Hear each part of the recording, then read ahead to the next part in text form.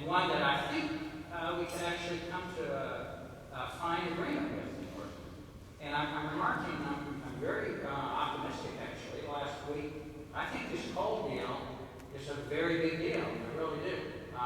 It's a different, it's a order of magnitude bigger sanction on North Korea by China than all of our sanctions have imposed, for a long time. Now, whether this was Tillerson's visit, I don't know. Was it Kim Jong-un's assassination? Was it that solid fuel mission? I don't know. Maybe it's all three together. Probably something like that.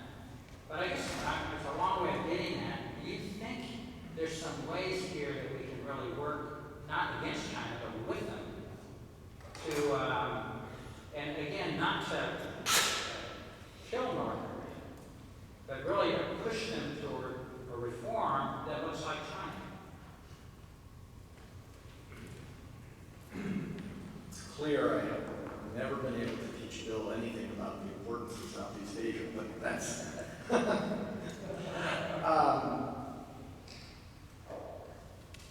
on the Korean. So you grew up in Southeast Asia. I admit I was born in Singapore. Okay, I grew up in KL and Penang, so this is my area of the world. So I do have a soft spot for it. But on North Korea, I know you've had extensive discussions today, so I don't want to go over the same ground. I do think, I agree with Bill, that this is a moment of opportunity on North Korea. When the Chinese are willing to publicly say they are cutting off coal purchases from the North, that is a very big deal. It's something we haven't, over the years, been able to get the Chinese to do. Taking advantage of this will mean some very deft diplomacy. As you know, what the Chinese are trying to get us to do is to go back to the negotiating table without a precondition. What they would like is some sort of negotiating table decision where we will discuss a peace treaty and denuclearization simultaneously, or on two tracks together. I am not enough of a specialist on North Korea to know if that is even a possibility. But we do need to find a way to begin to talk to the Chinese about how we work together to get the North to halt its programs and roll back its programs. I think the Chinese have come a bit to their end of the rope with the North Koreans. The young man has refused to come to Beijing. He defies them at every turn. Of course, he killed his uncle Chang Suk-tek, who was the line to Beijing. He has now embarrassed them by this assassination. So I think it's a moment of opportunity, and I hope that the Trump administration understands and is moving quickly to seize that opportunity and see where we can go in putting real pressure. Because I think what has happened in the past is that the Chinese have sort of blocked us on sanctions. We've had to do incremental step-by-step sanctions instead of really hurting the North Koreans. But this move is going to hurt them. Larry?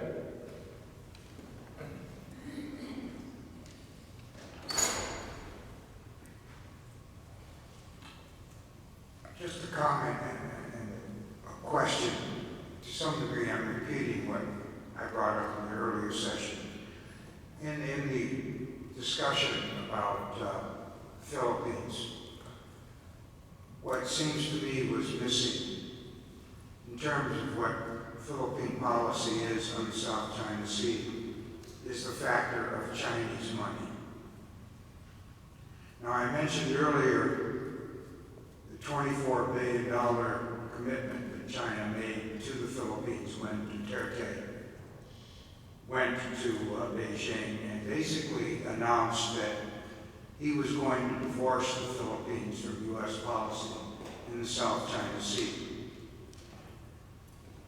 The Defense Secretary gave an interview about a week ago, He said that he fully expects China to begin to militarize the Scarborough Shoal with another one of these artificial islands with military capabilities, military facilities. The interesting thing about that interview is that he did not say that the Philippines would oppose the Chinese doing this. If the Chinese do that, I think, frankly, you could write off Philippine-American cooperation to oppose in any way what China will be doing in the South China Sea in the future. Duterte has his own grievances with the United States, the drug policy, criticisms of his drug policy and all of that. But I think he made a calculation, probably a correct calculation, going back to Dr. Wilder, what you talked about, the timidity of U.S. policy, U.S. opposition to China. That the U.S. really wasn't going to do much for the Philippines in dealing with China in the South China Sea. And that his better approach was to accommodate the Philippines to what the Chinese are doing. So after the trip to Beijing, the Chinese let Filipino fishermen come back into Scarborough Shoal to do a little fishing. And the Philippine press praised Beijing from one newspaper to another. The Chinese ambassador about a week ago laid out $9.3 billion of infrastructure projects for the Philippines, part of the $24 billion. And this is what our allies face when the Chinese come on and try to wean our allies away from defense cooperation from the U.S., that they can wield the big stick of big Chinese money. And I think this is what is happening with the Philippines, Vietnam too, which now says it will deal with China only bilaterally with regard to the South China Sea. And I would dare to say that on the THAAD issue in South Korea, you may well see the same kind of Chinese offers of big economic deals, big aid money to South Korea. If on issues like that, South Korea begins to pull away to some degree from the United States. So I think a big challenge for the Trump administration now is to how to deal with the Chinese money factor in keeping at least some essential elements of our cooperation with our allies. Because the Chinese are willing to play that card with a lot more money than the United States can counter dollar for dollar. And this is, I think, going to be a big problem for the United States in the future in terms of our alliances in the region. President Trump deserves credit for what he has done with Japan in solidifying that relationship. And I'm wondering, given the, I think, deteriorated state of our position in the South China Sea, if one of the things we ought to think about doing to compensate for that is to follow up with the defense treaty commitment to the Caucus, with perhaps beginning to show the American Navy and the American Air Force more visibly in and around the Caucus in the future, to really shore up that commitment to Japan. And I guess that would be my question.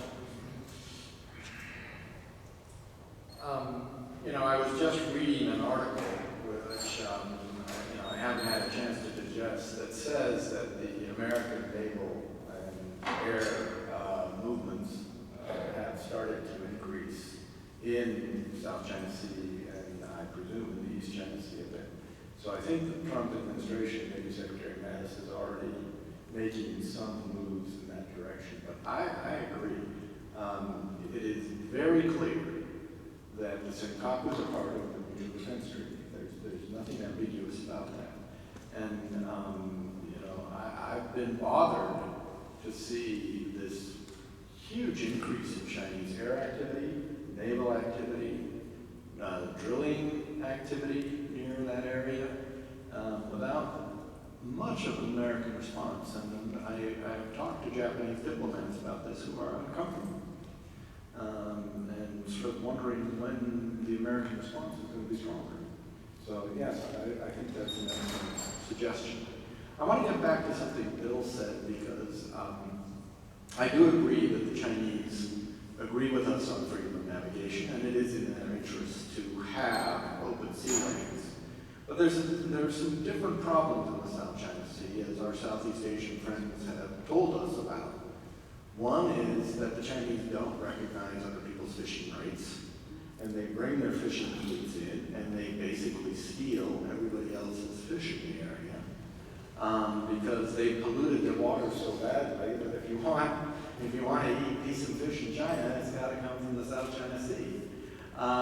So there are problems other than just these islands. The other thing is, if the Chinese create an air defense identification zone over the South China Sea, we, the United States, aren't going to worry about that because we have the capability to defy it. But our friends and allies in Southeast Asia have a problem.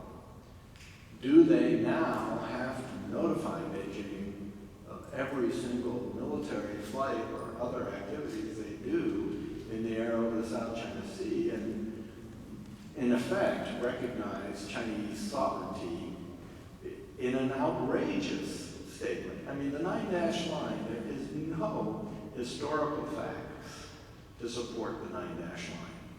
The 9-dash line was created in 1947 by the Republic of China, and it was not done in any sensible way. In fact, if you look at the 9-dash line, it changes.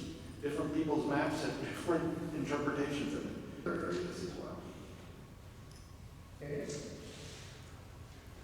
Well, I would just give another example of what Larry was talking about in Southeast Asia. I guess we don't say dollar diplomacy, renminbi diplomacy. As you know, ASEAN operates by consensus, as a lot of multilateral organizations. And the Chinese basically bought off Hun Sen in Cambodia with a big aid deal, so that when ASEAN was trying to come up with a statement about the South China Sea, Cambodia blocked it, and it again seemed to be one more example of the Chinese using, Hun Sen is obviously open to being bought, so there's another example, and you had no statement out of ASEAN for the first time in their history because there could be no consensus on the South China Sea. So it reinforces what Larry said and what Dr. Wilder said.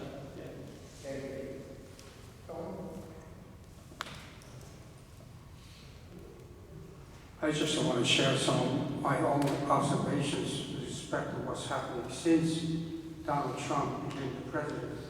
I think I've been a student of American foreign policy all my life, and we got to look at the two different aspects of the policy as a whole. One, we got to look at the policy formulation process, who does what and how the final decision is made. That's not clear yet. And also, then policy substance. What's the objective? What's the goal? And how we're going to approach it? What we're going to do it. Now, neither of these two elements are clear at this point. And then, for example, I do agree with a lot of the comments that was given as a compliment to the performance and statements of both Tillerson and Mattis made when he went to Japan, Korea, and all that.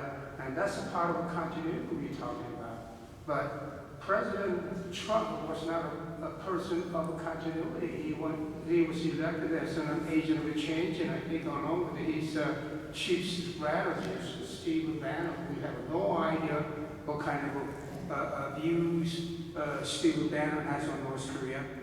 We have certain things, and how the formulation we also hear from the news, which Trump discards as fake news, and even the enemy of the American people, although I don't go that far. But nevertheless, we have no other ways than just looking at and hearing about it and watching who says what. And I've been very closely paying attention to every word that came out of these key individuals from the days of confirmation hearing. And let me give you some examples. Tillerson said he does not oppose TPP. In fact, he said during his confirmation hearing, in fact, that would be good to the interest of the American economy. And Trump just intimidated it. And